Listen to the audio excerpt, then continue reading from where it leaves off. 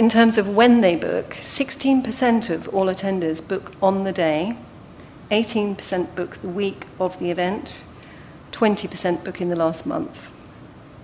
So you can see it's a late booking audience from a very wide choice of things. So it's important for arts organisations individually to achieve some sort of cut-through in that very noisy environment.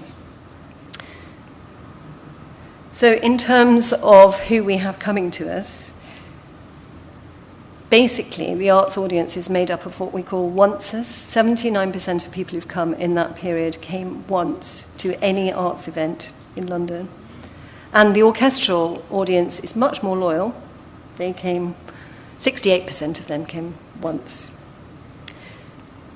In terms of booking time, this is a chart of how the booking has changed over, since we did snapshots, so right since the very beginning. It might be worth me talking over this while you look at it.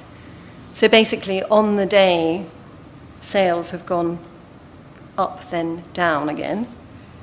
The day before has stayed pretty much the same.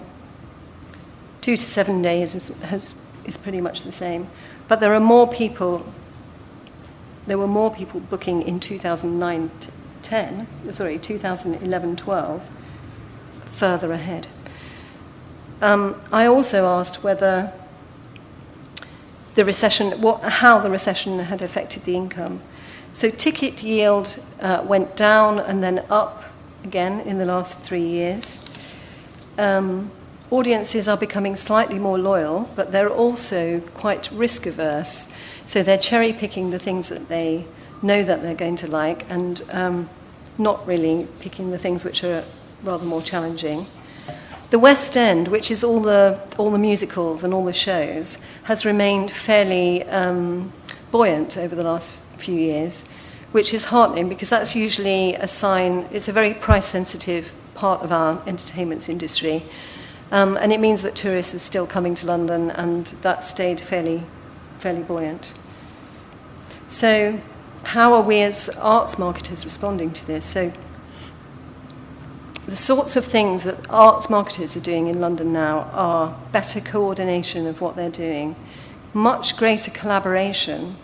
The Orchestras Consortium is an example of that. Increased social networking and online marketing, which is happening to us all anyway, but an emphasis on much longer-term community engagement as well. Just a little bit of background about LSO marketing performance in that context. So in 2010-11, we achieved an average of 85%, and of